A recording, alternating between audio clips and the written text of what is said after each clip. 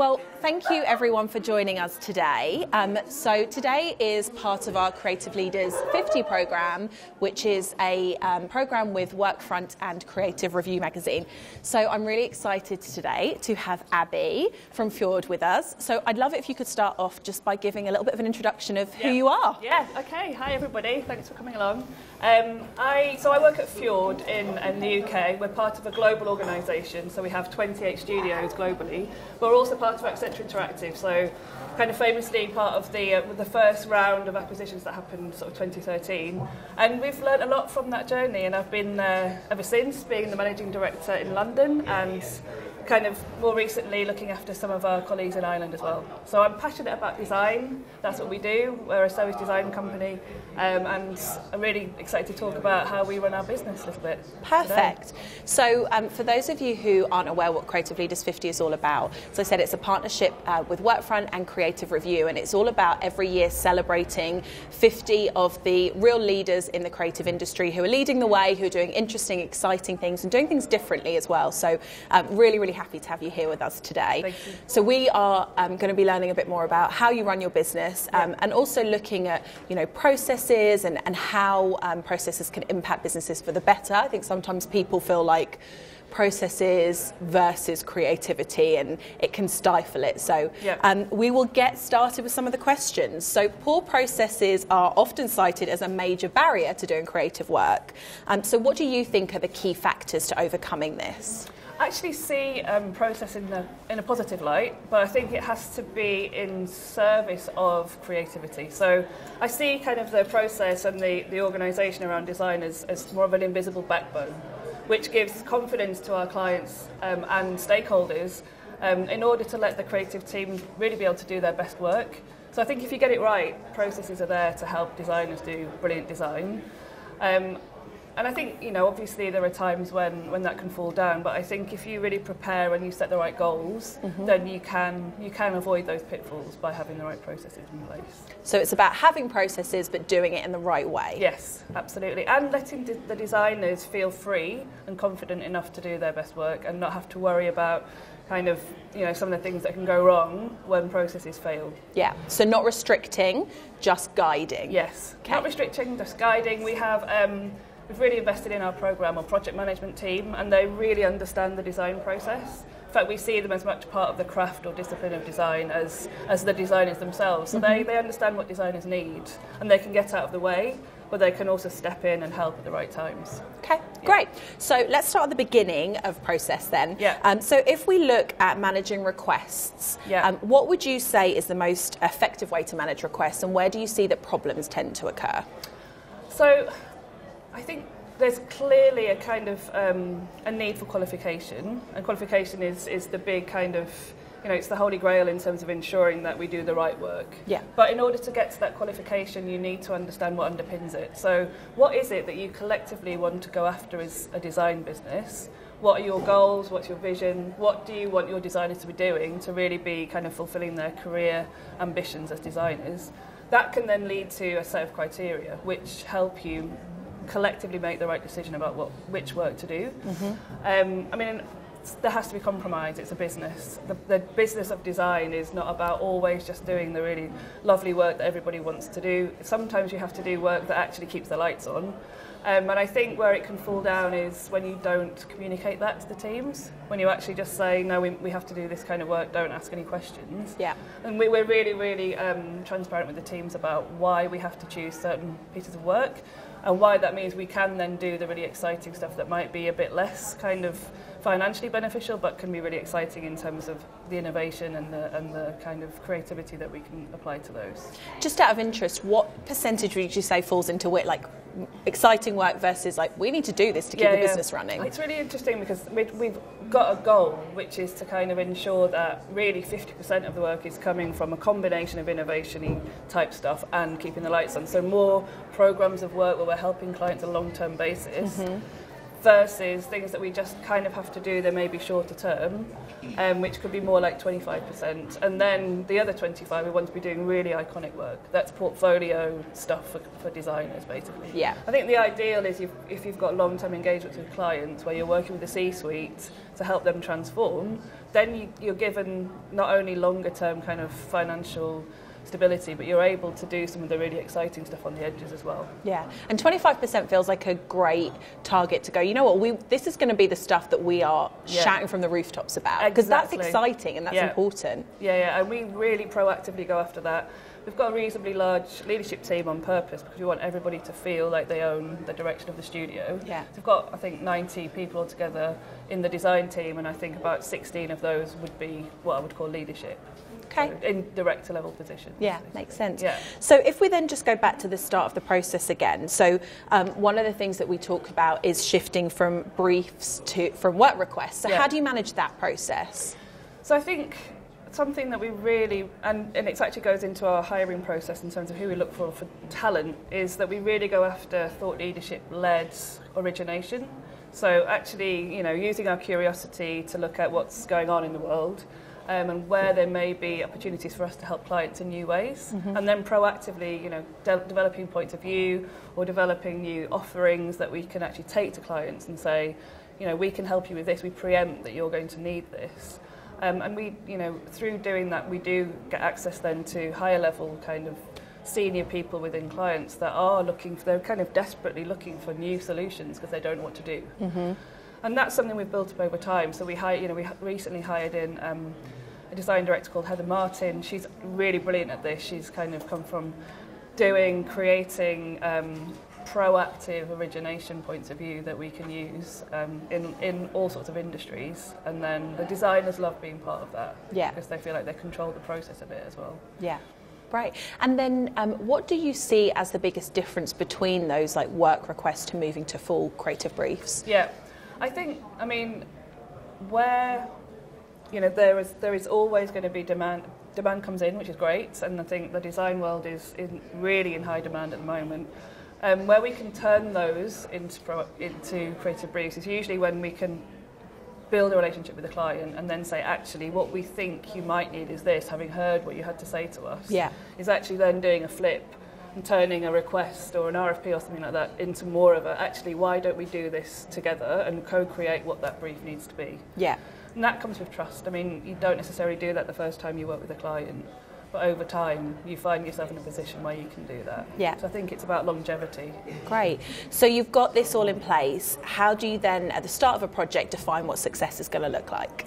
Yeah, so in the beginning of our project, we have kind of a ramp-up week where, we're not fully charging to the client yet. We've got some of the people on the ground, but we actually make sure the client finds time for us in that time. So we will have, a workshop or half a day with them to really flesh out, we've all agreed this is what we're going to do. Now let's get to know each other, understand, the workflow and how we're going to work together, but most importantly, what are we going after? Yeah. How are we going to be measured? What are your business goals that we can help you meet? And what are the kind of customer goals as well that we're going to try and meet for you around delight or engagement?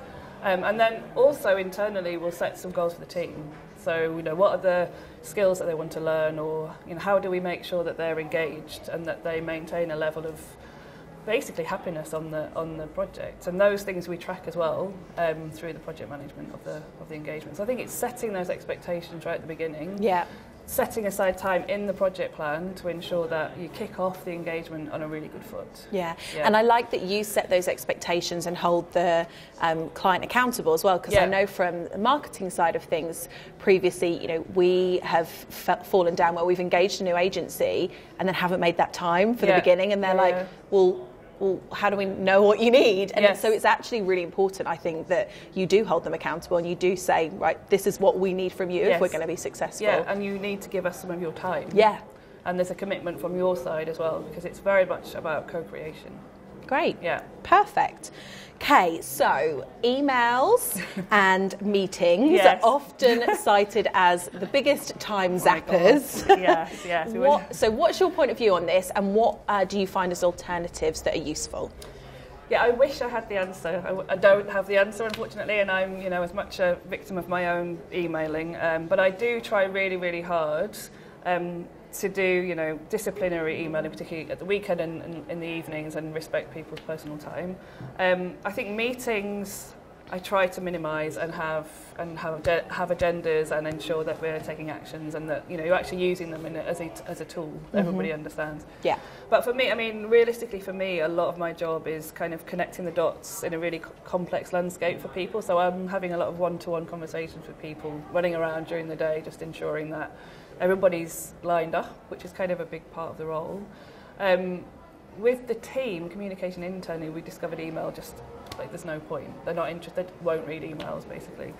So we obviously hopped onto WhatsApp as the channel of choice then for internal communication. What's interesting is we have the official news channel where we send out the news, everybody shares kind of events and things like that. And then there's the unofficial news channel, which is where the real news gets sent out. I'm not on that one. No, I'm not allowed. There's always unofficial channels. Yeah, exactly.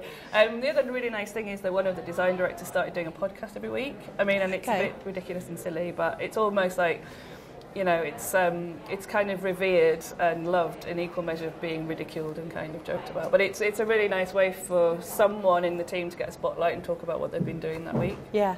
So I need to go back to WhatsApp for managing your communication. That is really interesting. So there's 80-ish of you, and you're all on We're WhatsApp using email. channel? Well, so I mean, to be fair, I think email is mainly used by people that are running projects or project managers. I think the designers are not really communicating with each other on email, and obviously sometimes you need to send out official communications on email. Yeah. But if we want to disseminate information quickly, WhatsApp is absolutely the best way to do it, and it's been really successful. It actually came from feedback from the team about how they wanted to receive information, and it's really worked. Like, we're on it all day anyway, so why not just do more? Yeah, just jump into that channel. Yeah, so it worked. So what happens when you get outside of one-way communication and you need to start thinking about things like reviews and approvals? How do you manage that?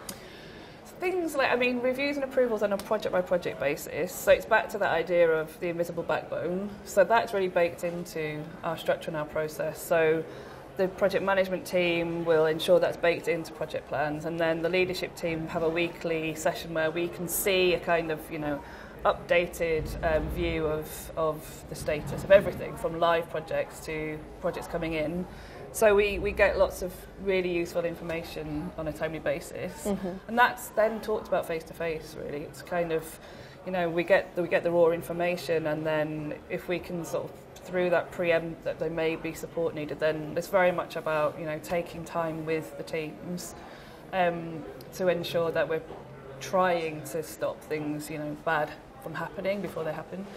Equally, we bake in design director time into everything that we do. So there's a design director that is in touch with it, or in every project, if you like, and they are really, you know, they're kind of autonomously running that as a mini kind of business, if you like. While that project's happening, they have the autonomy to make sure that everybody's doing what needs to be done, and then reporting back into the leadership to get help or to reassure people that everything's going okay. So I think it is a combination of really face-to-face, the human touch, and then reporting that it's really, really clear that everybody understands and sees. It's very, very visible to everybody.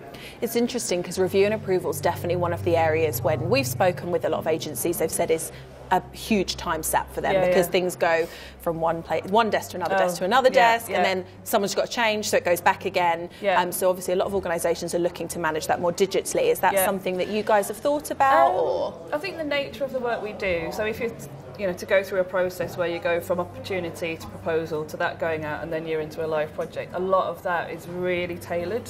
So there's nothing that's easy to automate there. But what we do automate, I think, is the ability to flag things quickly. So that is done digitally through, you know, basically spreadsheets, to be honest with you.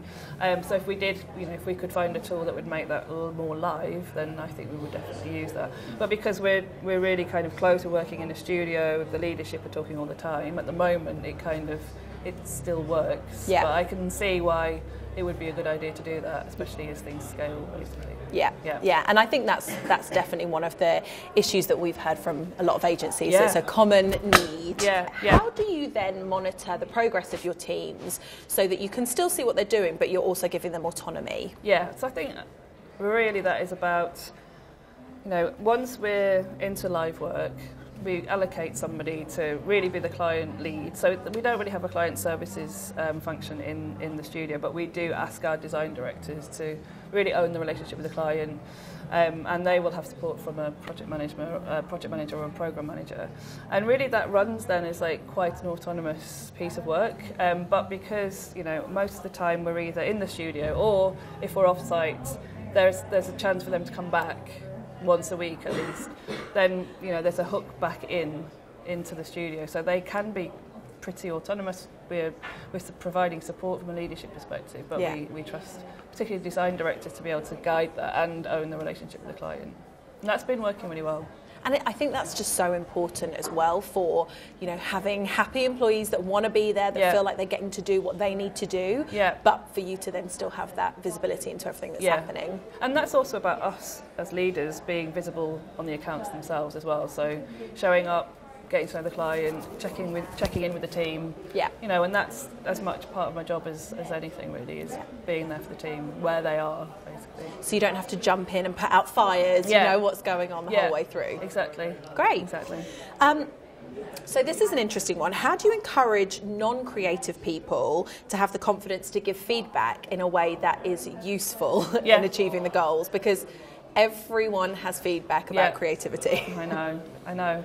It's an interesting one. I think I think we started early with this kind of in basically bringing in the kind of non-creative or non-design, I guess, people into the process. So, a lot of the work that we do now particularly is with our clients or with other stakeholders or with experts in data or whatever it might be. So what we do is we actually have, and it's just one example, but we have a workshop, everybody has a workshop. We have a workshop called a Rumble, which brings together all the stakeholders for a 2-day, really immersive session where we're kind of learning about the problem, we're then challenging everybody, and then everybody has to create. So actually at the end of that, you'll come up with a strategy or a kind of a proof of concept even, or a proposition that everybody feels like they've had a part to play in. And then typically those same stakeholders are the ones that you're referring to, but they're already invested. So they've already got enough context to be able to give useful feedback. And they want it to succeed because they feel like they're part of the process. So that's been really kind of an integral part of everything that we do. One way or another, we try and get all of the stakeholders together to co-create at some point in the process. Early on as possible. Basically. I like that, and I like the name, the Rumble. Yes. Like it. Trademark. Won't steal it, promise. Right. Okay, so we all know that there is increasing demand to do things quicker. Yes. Faster, go faster, do more. How do you cope with that? So I think there's 3 things probably. The first one is try and build oxygen into the project plan in the first place. And that's something that we've learned over time where, too many teams have been burnt out because they've been doing a 10-week project in 8 weeks. Or 12-week project in 8 weeks. It's make sure that a 10-week project is a 10-week project and that people do have the time to breathe and even to think if necessary, and not be constantly at 100 miles an hour. Building and thinking time is a really important part of that as well, isn't it? It is, it really is, and I think we forget that sometimes, or maybe not us, but other people forget that sometimes, I think. So there's actually building it into the project plan. If you can, then it definitely helps. And the other thing I think is about, and something that we've had to do relatively recently, is actually ensure that everybody gets to see each other. So if you're off-site, or even if you're on-site and you're working in the studio, we have now dedicated our Fridays to being basically crafty Fridays. So Fridays is when all of the disciplines get back together, and they still can do project work, but there's a dedicated time when they are knowledge sharing, or they're sharing their problems or whatever they might be experiencing on the project, and they're meeting their kind of craft leads or capability leads.